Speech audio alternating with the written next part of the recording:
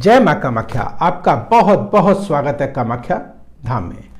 कन्या राशि जून माह सन 2023 कैसा रहेगा ये जानते हैं और उन तिथियों को भी जानेंगे जिन तिथियों को आपको कार्य नहीं करना चाहिए। अगर आप करेंगे तो निश्चित विघ्न बाधा कष्ट संकट उन तिथियों में आएगा ही, और उस महा उपाय को करके आप निश्चित इस माह को आप मंगलमय बना सकते हैं, और वह भी मैं कामाख्या का।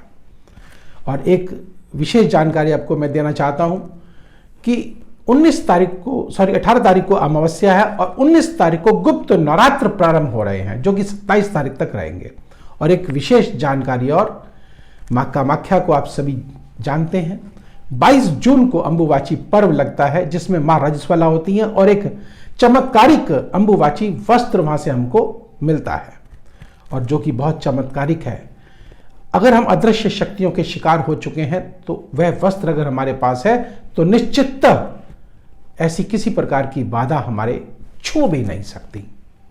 और अगर कोई और पारिवारिक जीवन में कोई किसी प्रकार का मतभेद हो गया है, या प्रेम में किसी प्रकार से का टकराव हो गया है, या किसी ने काम को बांध दिया है, या भूत प्रेत जादू टोना किया कराए के आप ग्रस्त हो गए हैं, तो इस वस्त्र से निश्चित आप लाभ उठा सकते हैं।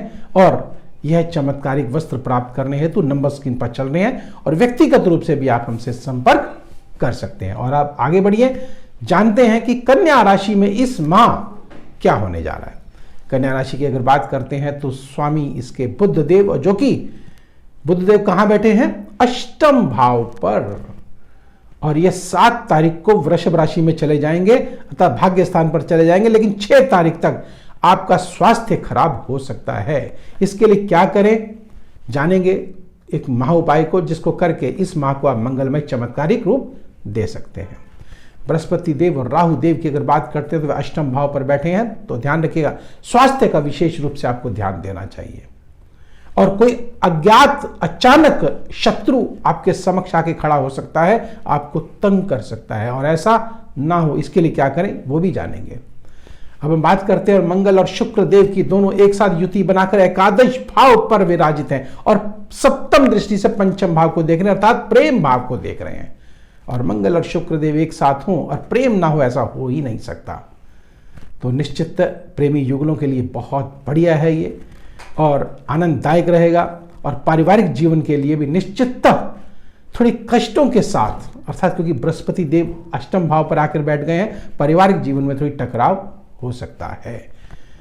और ऐसा ना हो इसके लिए क्या करें जानेंगे उस महा उपाय को। और सूर्य देव आपके जो है वह भाग्य स्थान पर विराजित हैं। अगर कोई विदेश जाना चाहता है तो निश्चित उनके लिए बहुत ही उत्तम यह समय है ये।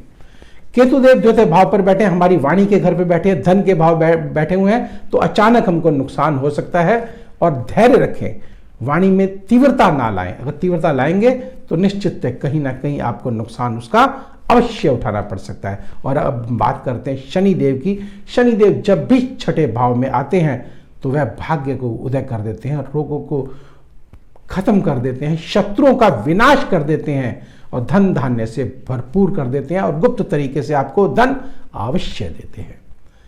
तो आइए अब उस महा उपाय को जान लेते हैं, जिसको करके आप इस माह को मंगलमय बना सकते हैं। उससे पहले उन तिथियों को जान लेते हैं जिन तिथियों को हमको कार्य नहीं करना चाहिए। वह तिथियां कौन सी हैं? 4 तारीख, 5 तारीख, 9, 10, 13, 14, 22, 23, 24 इन तिथियों को भूल कर भी कार्य ना करें। अगर करना भी पड़े तो एक छोटा सा उपाय है, जिसको करके इस माह को आप मंगल